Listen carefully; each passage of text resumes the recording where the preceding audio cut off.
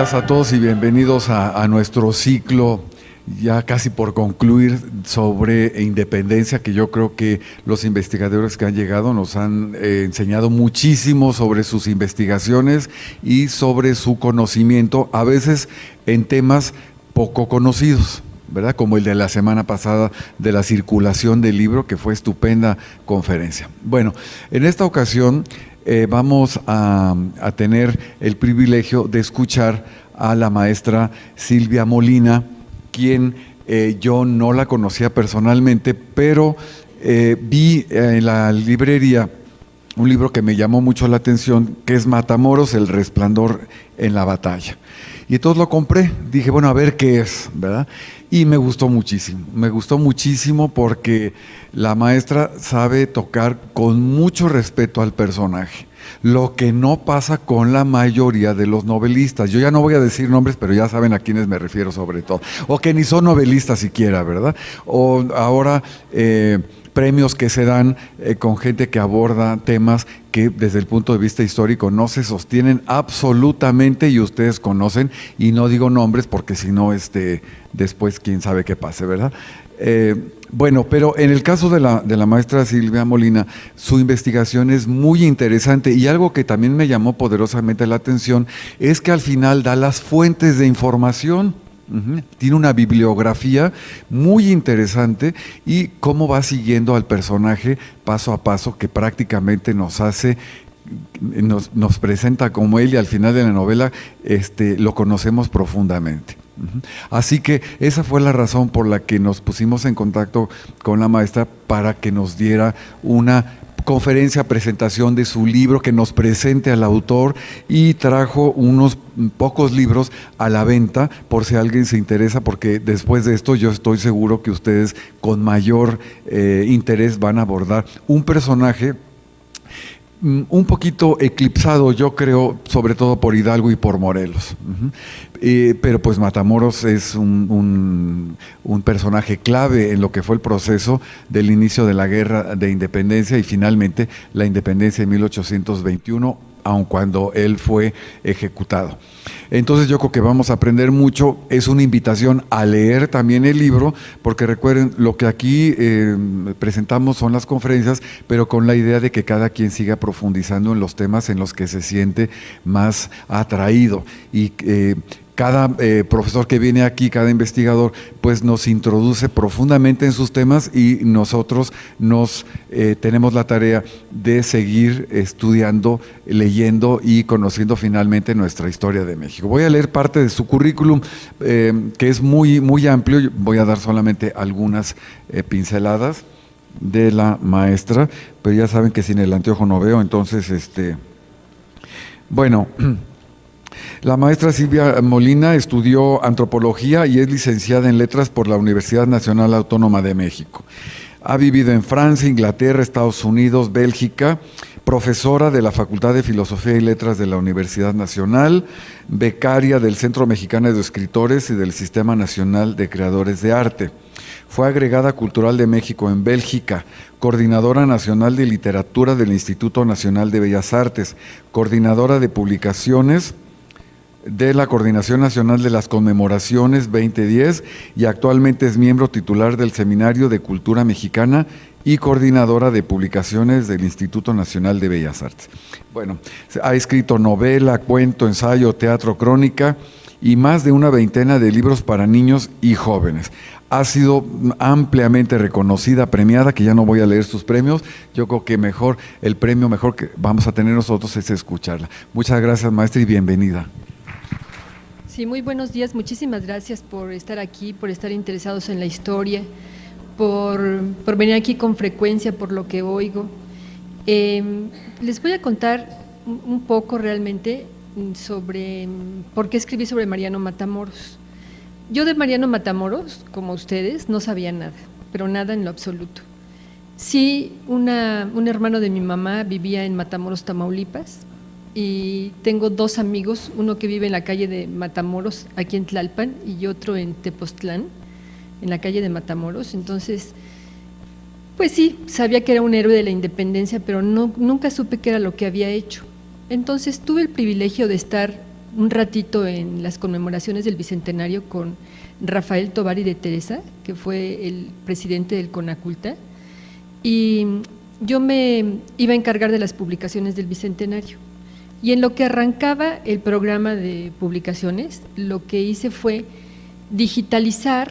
Se me ocurrió, yo dije, bueno, no he hecho nada y qué pena, ¿qué podremos hacer mientras? Entonces dije, bueno, voy a digitalizar los fondos reservados de las bibliotecas especializadas en historia y sobre todo en los temas de independencia y revolución. Y entonces hice una lista de bibliotecas y pedí permiso para digitalizar los libros a cambio de devolvérselos en un disco digitalizados para que los subieran a su página. Y entonces así lo subimos a la página del Bicentenario. Ese proyecto pues ya no lo seguí, renunció Rafael Tovar y de Teresa al Bicentenario y yo salí junto con él. Pero cuando estaba digitalizando el fondo reservado del Instituto de Investigaciones Históricas de la UNAM, entre los libros que estaban ahí estaba el juicio que se le hizo a Mariano Matamoros. Y yo dije, ay, qué interesante, porque yo conocía, aunque digamos no en profundidad, pero conocía el juicio que se le había hecho a Hidalgo y el juicio que se le había hecho a Morelos. Y también había visto una obra de teatro de Vicente Leñero sobre Morelos, que es precisamente el juicio que se le hizo. Y dije, bueno, ¿y de qué lo habrán acusado? Porque pues, a todos los habían acusado de todos los males del mundo, como a Mariano Matamoros. Y a Mariano Matamoros tal vez un poquito más, porque como verán ustedes ahora en lo que les voy a platicar, tuvo un papel muy destacado en la Guerra de Independencia, a pesar de que no sabemos nada de él y que no nos cuentan nada de él. Entonces ya el libro digitalizado y en la página, una noche en mi casa dije, voy a ver cómo está la página del Bicentenario, y me topé otra vez con el libro y dije, bueno, a ver como de qué se trata. Y empecé a leer y me acosté como a las 5 de la mañana. Mi esposo me decía, de repente se levantó y me dice, Silvia, ¿qué haces? ¿Qué desorden? Y le digo, no, ya voy a acabar. Pero me dormí muy tarde porque el libro, bueno, me impactó. No esperaba encontrar a un personaje como él, al grado de que fíjense que mientras le están haciendo el juicio, los realistas que acusaban a los insurgentes de todos los males del mundo, como les digo, le empezaron a tener como, se nota en el juicio, respeto hacia el personaje. Y yo decía, bueno, para que los jueces lo traten bien, es que este cuate debe haber tenido algo, ¿no? Y Mariano Matamoros fue bachiller 2 veces, pero no fue licenciado, y los realistas le decían licenciado Matamoros, por ejemplo. Y él pide en el juicio, pide que le den un confesor y le den unos días para hacer unos ejercicios espirituales. Y le conceden las 2 cosas a Mariano Matamoros en el juicio. No le quieren prestar unos días más porque alegan que ya le dieron unos días, ya le surge matarlo y para poner el ejemplo, pero logra que le den otros días más. Y aunque lo condenan a morir por la espalda, por traidor, en el momento en que lo ejecutan, no lo ejecutan por la espalda, porque los propios soldados realistas no se atreven a hacerlo porque era un hombre realmente que tenía un peso importante. Bueno, la primera parte de este libro escrito por José María de la Fuente, no sé realmente si era historiador, porque yo no soy historiadora y la verdad es que no lo conozco en profundidad, pero fue un personaje pues que cuando pasaron los restos de los héroes de la independencia de la catedral a la columna de la Independencia, él hizo esta biografía de Mariano Matamoros y anexa su juicio. O sea, la primera parte del libro donde yo conocí por primera vez algo de Matamoros fue hecho por José María de la Fuente. Y ahí yo lo que encontré en esta biografía, yo dije, bueno, ya lo conozco un poquito, ¿no? Ya el José María de la Fuente da datos sobre su familia, sobre dónde había nacido y dónde había crecido, y su casa aquí en la Ciudad de México, etcétera. Y pues yo creí que ese era el personaje, y entonces en ese momento pues, me hice como una idea digamos, de Mariano Matamoros. Entonces, como estábamos sin chamba todo el equipo de Rafael Tovar y de Teresa, un compañero me dijo: oye, Silvia, ¿no te interesaría hacer un libro de difusión para una editorial sobre algún tema de la independencia o de la revolución? Y yo le dije: ay, sí, fíjate que me gustaría hacer algo sobre Mariano Matamoros, porque acabo de leer su juicio y me pareció un personaje realmente muy interesante. Entonces me dijo: mira, son 40 cuartillas, no es mucho y es como para un público amplio. Y entonces, pues yo empecé a buscar más información sobre Mariano Matamoros para hacer este texto y encontré que en las biografías que se habían hecho, aunque todas eran pequeñas, repetían lo mismo que había dicho José María de la Fuente. Y pues mientras más buscaba, no encontré mucho, la verdad, y todo decía, repetía lo mismo que el primer libro que se publicó en 1913. Y un día fui al Colegio de México, yo vivo en el Pedregal, muy cerquita del Colegio de México, y a veces cuando tengo necesidad de algo, pues voy a la biblioteca. Y ahí me encontré a uno de los encargados de la biblioteca, a un bibliotecario, y le dije: oye, Manuel, ¿no tendrás nada sobre Mariano Matamoros que no sea lo de...? Ay, me dijo: tengo un libro del 2002 de un señor de Guadalajara, me dijo, yo creo que te va a interesar. Y entonces le dije: ay, pues préstamelo, ¿no? Y entonces me lo prestó. Era un libro como de estos libros de arte para que dan las instituciones a fin de año, digamos, pero no era exactamente una biografía, era algo mucho mejor para mí que una biografía, porque era nada menos que un libro documental sobre Mariano Matamoros. Este señor, Gabriel Agraz García de Alba, de Guadalajara, murió hace como 3 años, yo creo. Yo tampoco lo conocí, pero me impresionó lo apasionado por la investigación que estaba, porque no dejó lugar sin buscar un documento. Y lo primero que veo en el libro, bueno, yo llevaba mi libretita, como siempre uno cargando, ¿no? Y entonces yo dije: no, ¿cuándo voy a acabar de copiar esto? De verdad que no. Entonces le dije al de la biblioteca, le dije: hijo Manuel, no puedo copiar, el libro todo me sirve, préstamelo. No, pues no se puede. Entonces dije: bueno, pues voy a tener que venir aquí unos días con mi computadora a trabajar. Y no encontré en ningún lado un otro libro, porque este señor, increíble, pero él mismo pagó su tiraje, digamos, ¿no? Él mismo publicó el libro. Y ahí lo primero que descubrí es que Matamoros no había nacido en Tlaxcala, como decía José María de la Fuente.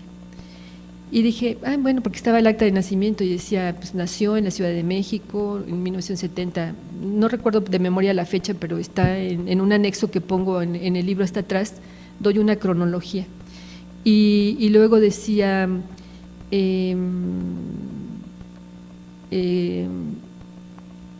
bueno, ya para acabar, decía muchísimas cosas interesantes, pero lo que ahí descubrí es que el señor de la Fuente, su primer biógrafo, había entrevistado a una familia que se había hecho pasar por descendiente de Mariano Matamoros, es decir, era una familia impostora, y posiblemente, deduzco yo, porque no lo dice Agraz García de Alba en su libro, pero posiblemente porque en ese momento estaban dando pensiones a las familias de los héroes de la independencia. Entonces, pues, quizá querían cobrar una pensión para la familia, digo yo, no me consta, pero no encuentro otra razón por la que se hayan hecho pasar por descendientes. Y entonces le mintieron sistemáticamente, le dijeron: no, hombre. Yo incluso le hablé a Ángeles González Gamio, que ustedes deben haber oído hablar de ella, que fue cronista de la Ciudad de México. Le dije: oye, Ángeles, necesito saber cómo se llamaba tal calle, esta calle cómo se llama ahora, porque quiero ir a conocer una casa que estaba ahí. Y ya iba yo a conocer la supuesta casa donde había nacido, no, vivido, porque no había nacido ahí, según este señor había nacido en Tlaxcala.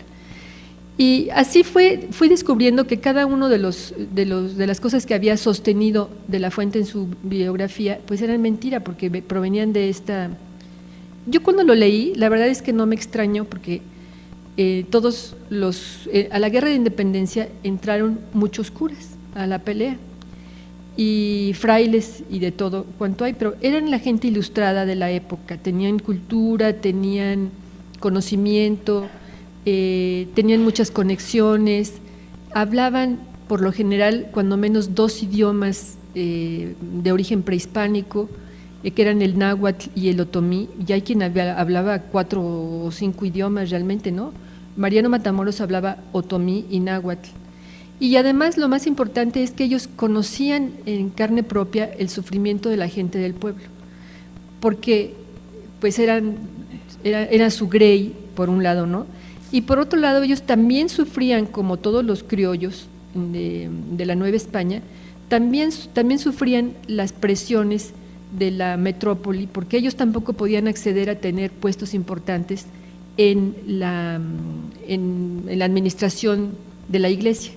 Estaban reservados, como todo lo importante, para los españoles que venían de España, no para los que habían nacido ya aquí, que eran los criollos, ¿no? Entonces, así había pues muchos sacerdotes. Entonces cuando yo leí que tenía una hija, que había tenido una hija, pues yo dije, pues sí, claro, ¿por qué no, no? No se me hizo realmente extraño. En este libro de Agraz García de Alba cita una placa que hay en una iglesia en un pueblo en Morelos ahora que se llama Jantetelco. Este fue el último curato de Mariano Matamoros antes de irse con Morelos. Él había nacido en la Ciudad de México, estudiado en Tlatelolco, después en el seminario de Tepozotlán, y después empezó pues a hacer su carrera eclesiástica. Entonces estuvo como teniente de cura en varias iglesias, y él estaba en la Sierra Gorda de Querétaro, por ahí, ¿no?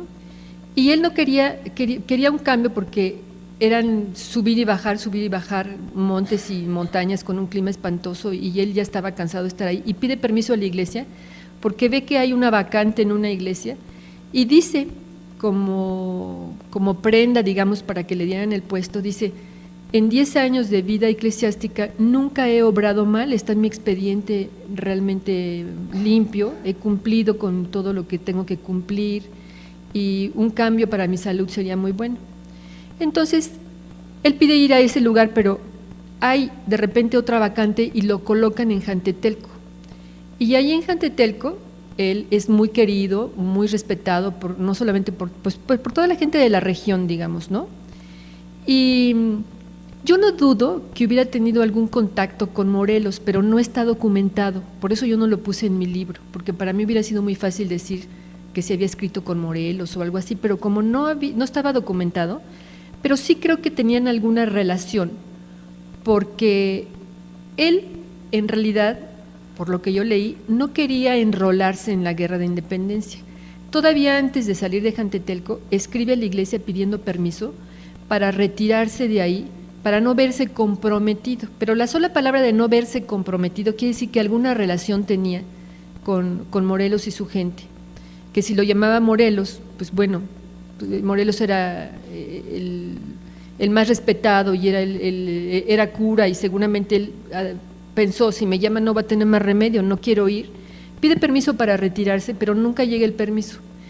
Y llega antes el ejército realista a tratar de detenerlo, solamente por sospechas de que participaba en la Guerra de Independencia, no porque le tuvieran comprobado nada.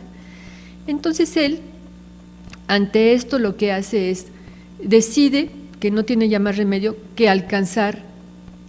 decide alcanzar a Morelos. Y Morelos en ese momento estaba en Izúcar, ahora de Matamoros, precisamente, y que fue un lugar privilegiado para Matamoros, porque ahí no solamente se une al ejército independiente, sino que ahí, más adelante, constituye pues las operaciones de producir armamento para el ejército y producir pólvora, porque no tenían, y tiene su palabra y se me escapa, perdón, porque ya se me escapa a mí también todísimo. Entonces, establece ahí la maestranza, precisamente. Muchas gracias, por ahí vino no sé de quién. Y cuando alcanza Morelos, bueno, cuando él se va, se lleva gente del lugar, porque por lo general nadie se iba solo. Entonces se van los principales del pueblo, y vuelvo a lo que yo les decía, que Agraz García de Alba cita una placa que hay en la iglesia de Jantetelco y dice: aquí estuvo el padre Mariano Matamoros y de aquí salió para alcanzar a Morelos, y estos fueron los personajes que lo acompañaron. Y da una lista de personajes que incluso algunos aparecen en las fuentes históricas, y ahí se cuela el nombre de Apolonio Matamoros. Y dice la placa, porque yo no la vi, y que decía hijo adoptivo. Entonces yo también dije, bueno, pues hijo adoptivo, debe haber tenido un hijo, porque pues para los curas eran hijos adoptivos o ahijados o algo así, ¿no? Entonces también no me sonó que fuera realmente un hijo adoptivo, sino que tal vez podría haber sido un hijo, pero reflexioné profundamente, porque dije, en el juicio de Hidalgo y de Morelos, los jueces insisten, ¿cuántos hijos tuvo? Y Morelos confiesa primero 2. No, ¿cuántos hijos tuvo? Hasta que va confesando todos los hijos que había tenido.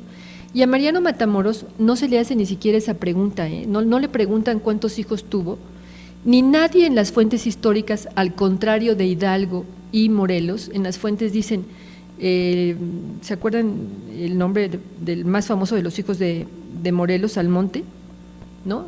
Que lo citan en todas partes, y así pues, si hubiera sido tan franco un hijo adoptivo de Matamoros, habría salido de alguna manera en las fuentes históricas y no aparece nada.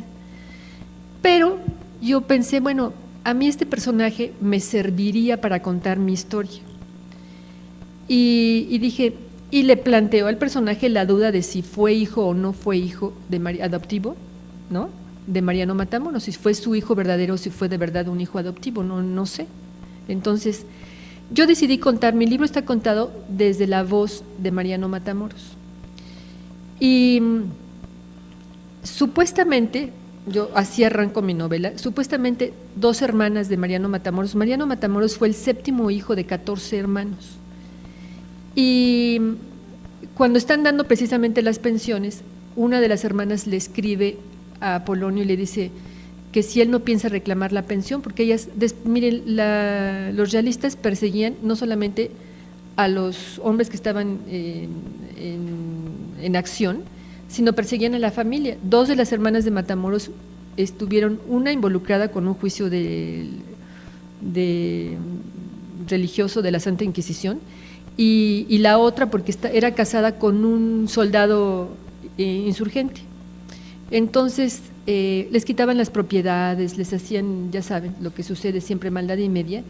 Entonces pues ya eran un poco mayores las hermanas, y entonces quieren solicitar la pensión, pero le preguntan a Apolonio si él está dispuesto a solicitar la pensión pues que le corresponde, ¿no?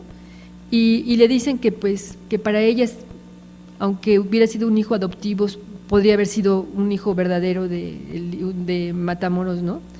Y entonces le piden a Apolonio que les cuente la historia de lo que él vivió con Matamoros, porque realmente quien debió haber vivido muchísimo tiempo más con Matamoros era Apolonio, porque pues él parte muy jovencito, a los 14 años se va al seminario y no lo vuelven a ver ya, porque del seminario anda de aquí para allá, y después entra la guerra de independencia, y la relación con la familia, aunque se sostiene de alguna manera, porque cuando muere su madre, él va a oficiar la misa, cuando muere el padre, él va a oficiar las honras fúnebres más bien, ¿no?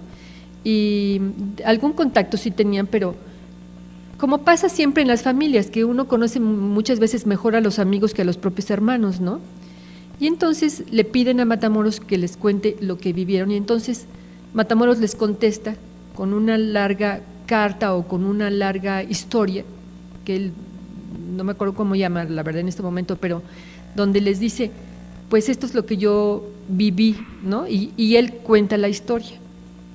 Entonces, cuando Matamoros alcanza a Morelos en Izúcar de Matamoros, pues él no tenía ningún conocimiento de la vida, de la guerra, de las ordenanzas militares, de nada. Él era un sacerdote, pero no cualquier sacerdote, porque como había estudiado en Tepozotlán, en el seminario de Tepozotlán, con los jesuitas, que eran los soldados, porque así lo dicen, los soldados de Dios, los soldados de… Entonces él sí estaba acostumbrado a una férrea disciplina, sí estaba acostumbrado a muchas cosas que un agente del ejército pues tiene que aspirar o tiene que tener. Y llega a Izúcar de Matamoros y al segundo día le toca la primera batalla. Entonces cuando llega y ve la primera batalla, él, que era un hombre… Fíjense que era un hombre, por cómo lo describe, ¿no? Fino, generoso, con una gran personalidad, sin embargo un hombre modesto, observa y ve que es un desastre el ejército. De veras es un desastre porque nadie era soldado, la mayor parte del ejército provenía de los indígenas que recogían de aquí y de allá, y de las castas y de los negros que estaban también ahí, y sacerdotes, civiles, que eran médicos, abogados, licenciados o que no tenían nada, pero eran muy pocos los soldados porque en realidad todos los soldados que entran a la guerra de independencia, como ustedes saben, pues eran de soldados del rey que se pasan al ejército insurgente, pero no tampoco son muchos, Entonces él observa y ve que hay un desastre ahí y él se propone y le dice a Morelos ordenar el ejército. Y eso es en realidad lo que él hace, ordenar el ejército insurgente. Se instala en Izúcar de Matamoros y ahí hace su maestranza, produce armamento, cañones, pistolas, la misma pólvora que no tenían. Estaban enfrentando un ejército, en el momento en que él entra, de 30,000 realistas contra 3,000 y pico de insurgentes, realmente no eran muchos, y además sin armas, ¿no? Y él cuando llega con Matamoros, con toda esta gente que lo había seguido, consigue el puesto de coronel, porque les daban los cargos según la gente que jalaban, entre otras cosas, ¿no? Y Morelos lo pone en su estado mayor. Por eso también pienso que lo debe de haber conocido, porque no nada más llegaba cualquier cura y usted está en mi estado mayor y además lo voy a nombrar coronel. O sea, yo creo que había una relación que no está muy bien descubierta, digamos, en los documentos. Y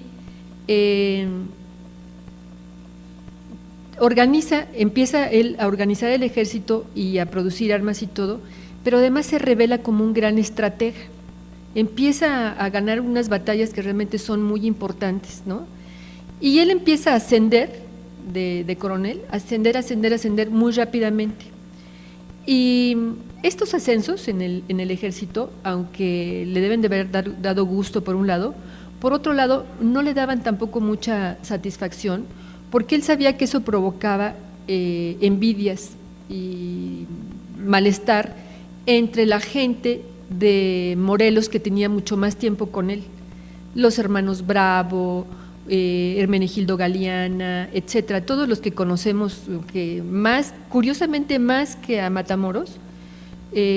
Por ejemplo, a Nicolás Bravo pasó a la historia con más peso que Mariano Matamoros por una acción que atrapan a su padre y lo matan a garrote vil, y entonces Morelos le dice, pues mata a todos los, porque Morelos y Hidalgo eran pero despiadados, a diferencia de Matamoros, mata a todos los prisioneros que tú tienes ahí.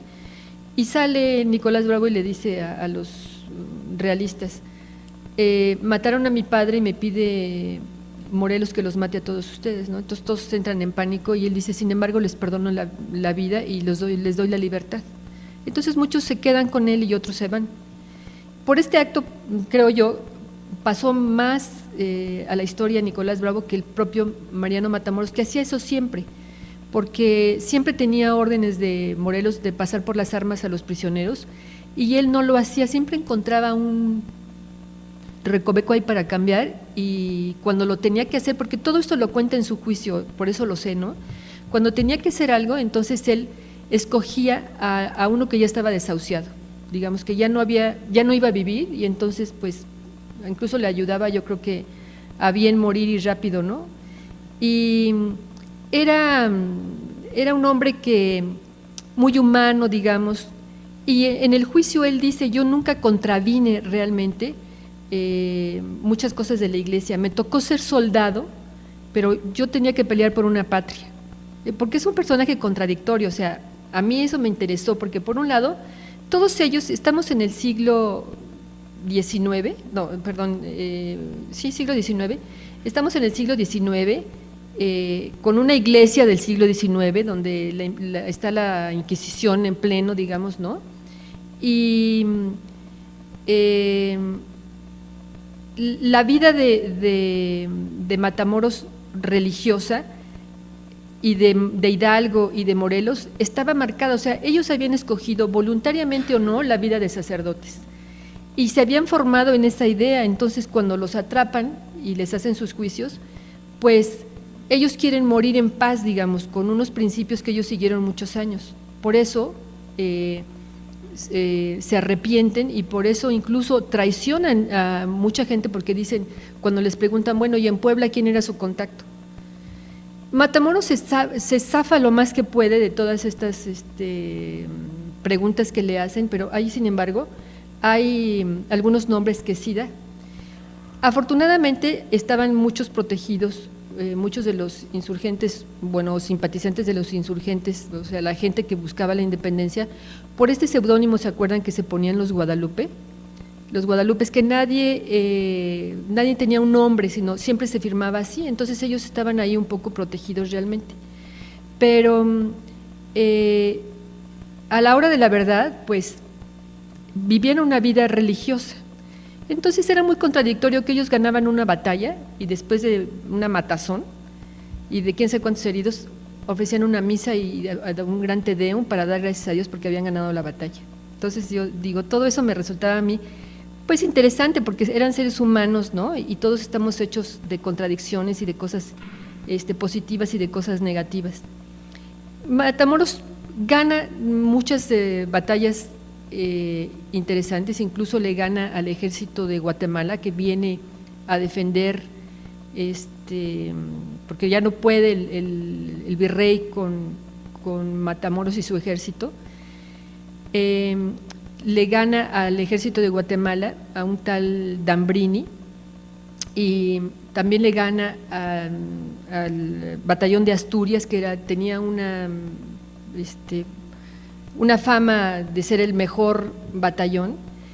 Y lo que hace Matamoros es no solamente producir armas y conducir al ejército lo mejor que puede, sino que lo educa al grado, bueno, para comenzar les enseña todas las ordenanzas militares, porque en la primera pelea que a él le toca, pues tocan la corneta. Ya saben ustedes que las ordenanzas, muchas órdenes están dadas por la corneta, ¿no? Y nadie sabía qué quería decir, si ataque o retirarse o qué cosa, ¿no? Entonces disciplina al ejército, pero lo disciplina, y a su división le da unos castigos tremendos a quien robe, mate, viole, saquee, porque decía, estamos acusados de todo, de que robamos, hacemos todo eso, hasta de judíos los acusaban, porque era como por la Inquisición, digamos, ¿no?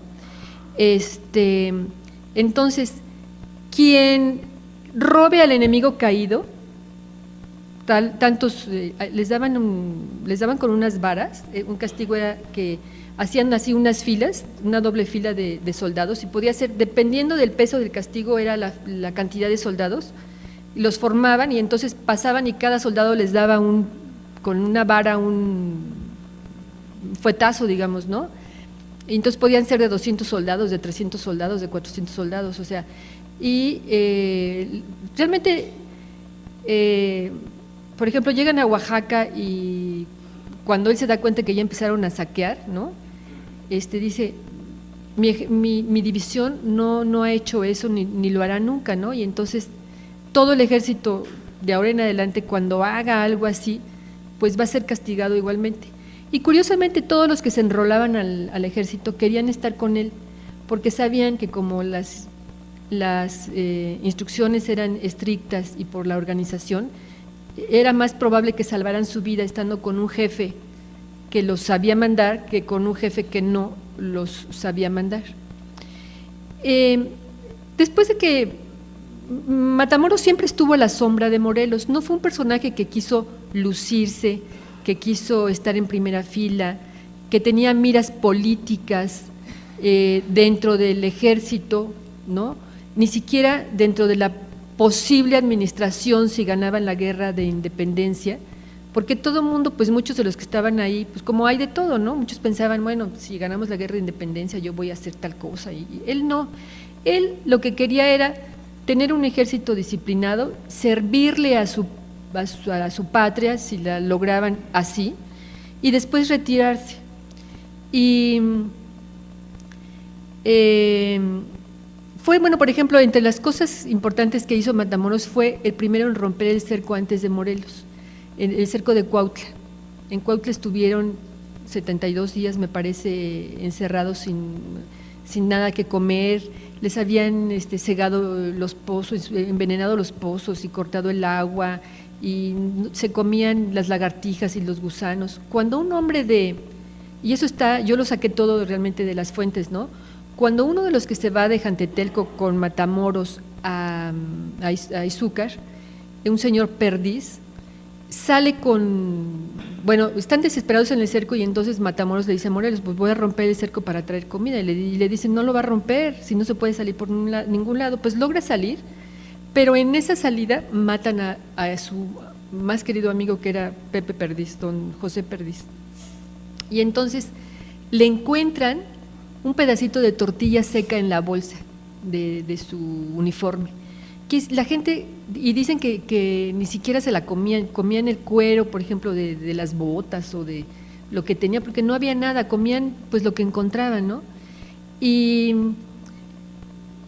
cuando gana varias batallas Matamoros, finalmente pierden una batalla, pero no la división de Matamoros, sino el ejército de Morelos, pierden una batalla, y les pasaban cosas curiosas, porque en esa batalla se confunden. Es noche, y entonces cuando llega el refuerzo de Morelos a ayudarlo, lo confunden con los realistas y empiezan a matarse entre sí. Y se refugian en una hacienda, la hacienda de Puruarán en Michoacán, y cuando están ahí para rehacerse, para contar quiénes quedaron y cómo están, y para hacer sus planes, Matamoros le dice a Morelos, mire, vámonos de aquí a la hacienda de la Loma, porque aquí nos van a ver desde cualquier punto, porque estaba en una hondonada y estaba rodeada así por, no sé si eran colinas o montañitas, no sé exactamente. Y Morelos le dice, no, hombre, estamos acostumbrados a los cercos. Y le dice, no, estamos acostumbrados a los cercos cuando las condiciones lo permiten. Pero aquí, mire usted, con el anteojo nos van a ver de cualquier parte, somos perdidos aquí. Y Morelos le dice, no. Y le dice Matamoros, vámonos a la hacienda de la Loma. Su solo nombre es ya la salvación. En alto, una loma, ahí no nos van a ver para abajo. Y aquí, como todas las bardas de la hacienda están hechas de piedra de río, la metralla se va a multiplicar, ¿no? Y no había salidas realmente para hacer esas salidas, para poderse salir cuando llegaran los realistas, ¿no? Pero resulta que el dueño de esa hacienda estaba ahí con ellos y estaba en plena cosecha, y entonces él no quería que fueran a su hacienda porque sabía que el ejército estaba hambriento y que se iban a acabar su cosecha antes de que la pudiera él gozar, ¿no? Y dice que no. Y el mismo Morelos dice, ¿no ve usted cómo me da lata el fulano de tal? La verdad tampoco me acuerdo exactamente del nombre, ¿no? ¿No ve usted cómo me da lata? Y entonces Matamoros le dice, bueno, pues sálvese usted. Los que nos vamos a quedar aquí no nos vamos a salvar, pero sálvese usted. Y Matamoros sale con unos hombres de ahí. Antes no les dije que había sido tanta la trayectoria, tan buena la trayectoria de Matamoros, que en un momento determinado, ya era mariscal, Morelos decide nombrarlo su brazo derecho y dice textualmente que en caso de que él falte, él debe ocupar su lugar, y que lo nombra su segundo y su brazo derecho por su literatura, porque sabía leer y escribir, y que nombraba a Hermenegildo Galiana su brazo izquierdo, porque no sabía, fíjense, a lo mejor era mejor estratega, pero porque no sabía leer y escribir, lo nombra su brazo izquierdo, porque en la guerra se combatía también con la pluma, o sea, bueno, no solamente los partes militares, sino también Matamoros, por ejemplo, hizo varios escritos para la iglesia y para los realistas defendiendo al ejército, ¿no? Y a la población también para decirles, no somos lo que dicen que somos, lo que queremos es… En ese momento ellos no querían desprenderse de España, como ustedes saben. Como no estaba en España el rey, estaban los franceses, ellos querían pues ser autónomos mientras regresaba el rey a España y después pues ordenarse, ¿no? Y por escrito le dice varias veces qué es lo que quieren, ¿no? Y se queda en la hacienda, llegan los realistas, entre ellos Agustín de Iturbide, y hacen una matazón. Entonces a él ya no le da tiempo, él se queda adentro, porque les digo, era un personaje realmente muy interesante, porque él pudo haber huido el primero, se queda adentro hasta que sale el último que puede salir, y los demás o caen muertos o son hechos prisioneros como él. Él se esconde en una chocita por ahí y cuando lo encuentran, entran los soldados a la choza y él sale y dice, soy el cura Matamoros, y no le creen. Y no le creen porque como él siempre andaba muy elegante con su uniforme, entonces a partir de que él viste al ejército, los realistas se quedan impresionados que ya tienen un uniforme azul y amarillo, ¿no? Matamoros le hizo, por ejemplo, su casaca a Morelos, esa que todos conocemos, donde está Morelos con su casaca roja con dorado, ¿no? Entonces, como tenía fama de que siempre andaba muy bien arreglado, y entonces traía una chaqueta de indianilla, no le creen que sea Matamoros. Y él, fíjense, dice, soy el cura Matamoros, entonces baja la cabeza para que le vean la tonsura, la corona, y se entrega. Entonces, él hace una larga peregrinación a Valladolid, hoy Morelia, porque el clima y las condiciones no le permiten al ejército realista un viaje rápido, ¿no? Era muy difícil caminar tantas leguas con el armamento, subiendo y bajando, con unas lluvias espantosas, ¿no? Y llega a Valladolid, pero antes de llegar a Valladolid lo van exponiendo en todas las plazas públicas a donde llegan, como para que la gente tuviera un ejemplo de qué era lo que pasaba si traicionaban a los realistas. Y finalmente, bueno, pues le hacen este juicio del que les he platicado y lo muere en la plaza de Valladolid, realmente desde mi punto de vista casi 2 veces, porque en la primera descarga no cae, él estaba rezando cuando le disparan y termina la descarga y él sigue rezando, entonces le tienen que volver a disparar para acabar con su vida. Y bueno, esto que pues yo les platico fue lo que yo puse en mi novela. Cuando me dijo mi amigo que si hacía el libro que empecé a investigar, este libro de difusión, yo ya había empezado a investigar, incluso yo ya había comenzado a escribir ese libro que me había pedido, me habla y me dice, ay Silvia, qué pena, se cayó el proyecto. Te le dije, pues mira, ya ni modo, porque yo ya comencé, pues yo ya me interesé en el personaje, ¿no? Se me hizo un hombre muy congruente, o sea, a mí me gustó mucho que no fuera un hombre que quisiera, o sea, que fuera un hombre modesto. Era un hombre que sin duda, porque en todas las fuentes clásicas, cuando hablan de él con respeto y como un hombre que tenía peso, digamos, dentro del ejército realista y desde luego con Morelos. Y no hay mejor prueba que cuando muere él, al poco tiempo también muere Morelos, se deshace el ejército. Ya desde que muere Matamoros, ya el ejército realista, el ejército insurgente, perdónenme, ya empieza a decaer, ¿no? Y después se queda en esta condición que ustedes conocen también como una especie de guerra de guerrillas, porque había como levantamientos aquí, levantamientos allá, entre ellos Guerrero, que después hace la negociación de la paz con Iturbide, pero el ejército ya pasa a ser nada después de la muerte de Mariano Matamoros. Y a mí de verdad que me gustó mucho el personaje, bueno, me gustó, ¿y por qué lo escribí? Porque me hubiera gustado que me contaran a mí esa historia, o sea, quién fue, de verdad que fue muy importante, no entiendo por qué lo cayeron. Tengo ciertas hipótesis, por ejemplo, ¿no? era un cura más, o sea, ya tenían a Hidalgo y a Morelos y otro héroe como él, ¿no? Y pienso que también como él fue un hombre modesto que no le gustó figurar ni hacer eso, pues se quedó a la sombra de Morelos, pero descubrí esta cosa que les digo de un hombre congruente, a pesar de las contradicciones de la vida eclesiástica y la vida militar y lo que ustedes quieran. En el juicio, por ejemplo, cuando le dicen, bueno, él dice, miren, yo no me quité la corona, como ustedes ven, nunca dejé mi breviario, nunca oficié una misa, porque, no sé, por ejemplo, el Viernes Santo y todo eso, cuando había una batalla, él esos días no se hacía. Y lo único que hice, y fue porque lo tenía yo que hacer, es dar la absolución a un moribundo, pero pues ustedes perdonarán, ni modo que no lo hiciera, ¿no?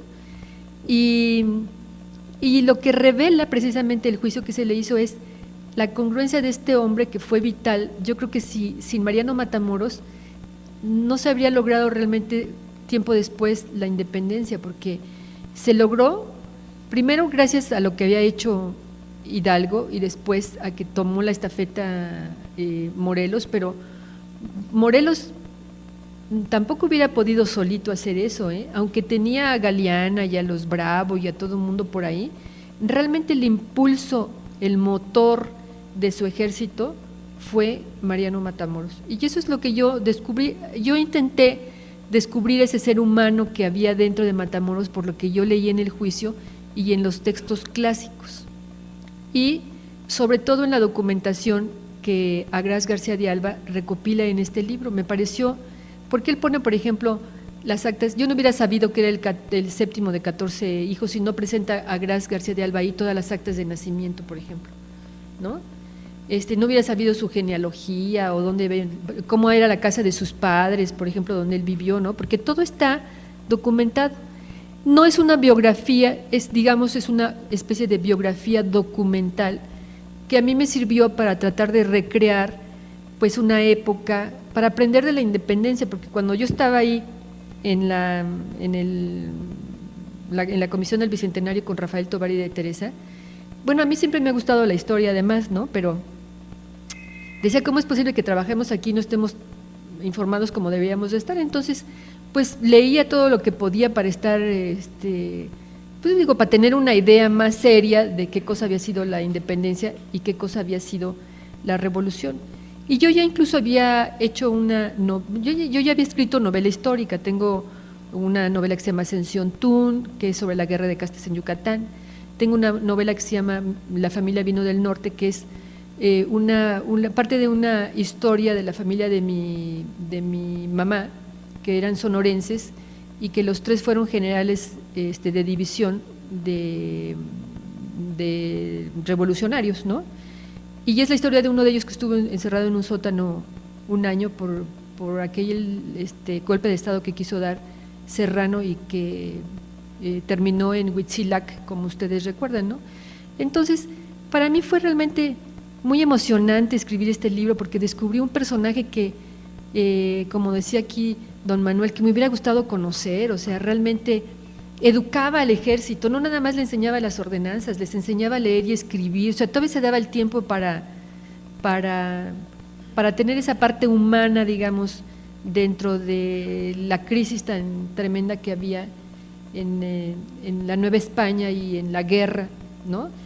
Y yo creo que cuando él muere, Morelos ha de haber sentido muy mal el hecho de que le tomen prisionero a Mariano Matamoros, porque cayó por una, no diría que una traición, pero por un descuido, por un capricho, cambió a un hombre por un puñado de mazorcas, digamos, ¿no?